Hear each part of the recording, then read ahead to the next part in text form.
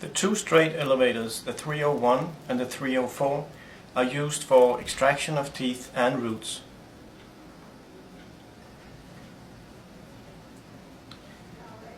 The flat side of the elevator goes against the tooth to be extracted, in this case a number 17. The instrument is applied perpendicular to the arch, so not too steep, but perpendicular to the arch, and rotational force is applied. In this case, the rotational force is counterclockwise, which will have an extracting force on the tooth. If the wrong rotational movement, in this case the clockwise rotation, is used, the crown will fracture off. The use of the smaller and larger straight elevator, the 301 the small and the 304 the large, depends on the amount of space in the area. Sometimes the small elevator can be used initially, and when you get a little bit of mobility in the tooth, you can change to the larger elevator to apply the force on the tooth. And again, in this case, a counterclockwise rotation will bring this tooth out. The straight elevators can also be used for root tips, where the same force can be applied, but also using the elevator like a shovel, so placing the elevator between the bone and the root tip and using the elevator more in a shoveling movement to sort of dig the root out of the bone. These are the root tip picks. This one is called a 1314, and it has mirrored ends to be used in different anatomical situations, and the root tip pick 1. They both are used when root tips are fractured during extraction and need to come out through the socket. They are mostly useful when the tooth was mobile before the root broke. If the root breaks immediately upon applying force with the forceps, these root tip picks are rarely useful. Often additional bone must be removed, and then these instruments may come in use. These are east-west elevators, again mirrored for different anatomical situations. These are used for roots on multi-rooted teeth. So here you see the principle on a lower molar, where the two roots have been separated, and the instrument are placed after one root is coming out. The other root can be taken out by, in this case, a counterclockwise rotation of the instrument. The most used forceps for extractions of teeth in the maxilla. This one is called an MD1, mostly used for incisors and canines. This is the universal upper, which is called a 150. The European molar forceps, number 18. And this one has a right and left, and we'll go into the details later. This one is an upper cow horn, and again there is a right and a left. And this one is called a palmley, or number 65, which is mostly used for upper incisors, roots and fragments in the whole maxilla. So this is the MD1 that is mostly used for upper incisors or canines, and placed like this. The 150 is universal in the sense that it can be used in both the right side of the mouth and rotated 180 degrees also in the left side of the upper jaw. This is a European upper molar forceps. It has serrated jaws, and this particular part here goes on the palatal root of the molar, and this particular part of the jaws goes on the buccal. It has a notch in the middle of this jaw that goes in between the furcation on the two buccal roots of the molars. Because of the curvature of the handle, which is needed to get access to the tooth, this particular forceps is side specific. So there is a left side and a right side depending on which of the jaws that has that notch. The easiest way to find out which of the forceps are right and left is to place the instrument or hold it up in front of you with the notched jaw on the buccal, and then you can see from the curvature of the handle if it is a right or a left. In this case, this particular forceps is a left upper molar. This is an upper cow horn, number 89 or 90.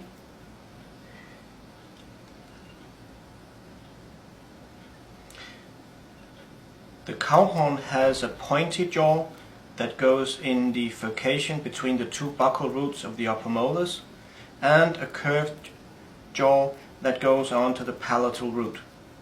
Because of the curvature of the handle, again, this forceps has a right and a left.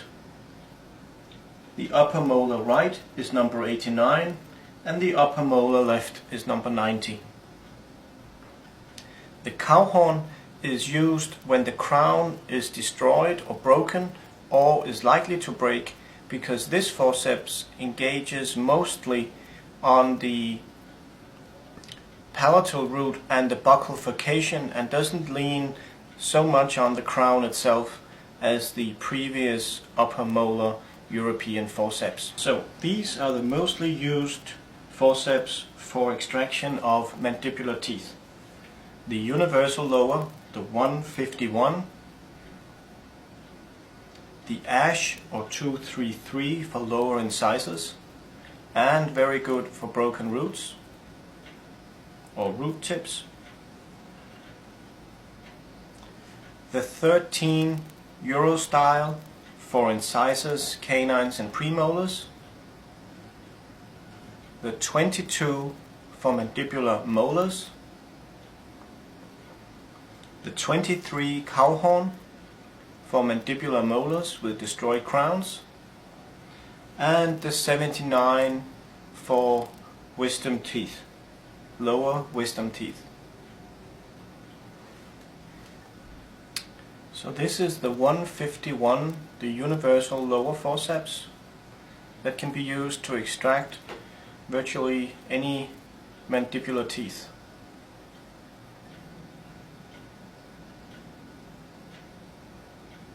Because of the angulation of the instrument though, extraction of especially posterior and especially wisdom teeth can be difficult because of the curvature of the instrument if the patient cannot open really wide.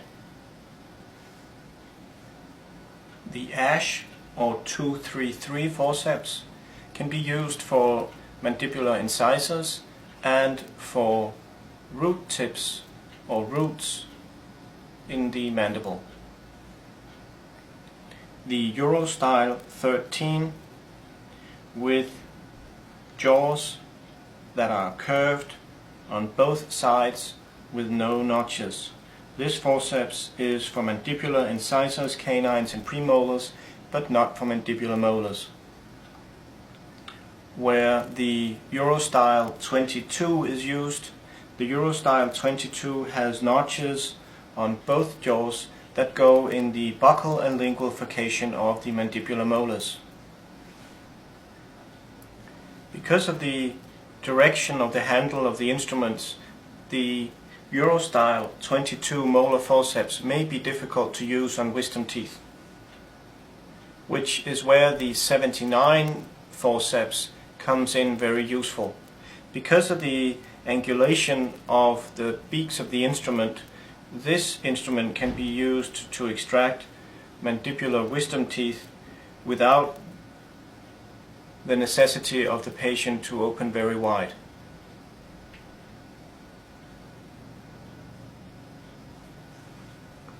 The last mandibular forceps is the cowhorn, or number 23, which, just as in the maxilla, is used in the furcation. In this case, though, both in the buccal and lingual furcation. For that reason, there is no left and right for this instrument. The cowhorn is used when the crown is destroyed and the instrument can engage in the furcation and does not lean on the crown as the previous mandibular 22 or 79 forceps. This is the simple setup for extractions.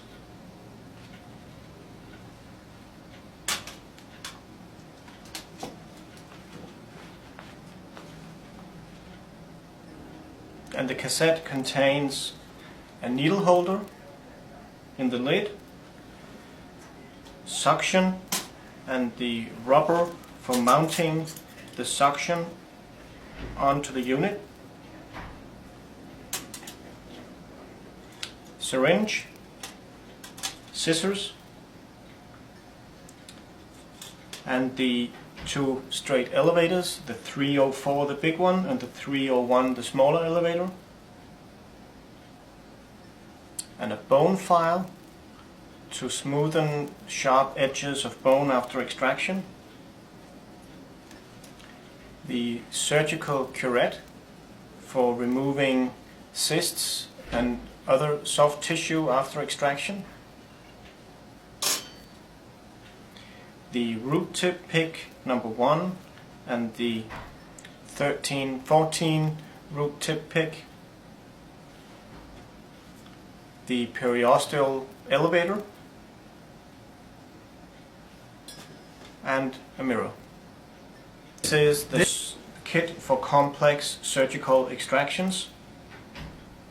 It contains a lot of the same instruments as is available in the simple setup, but in addition to those instruments there are small and larger mouth props for children and adults, a surgical retractor,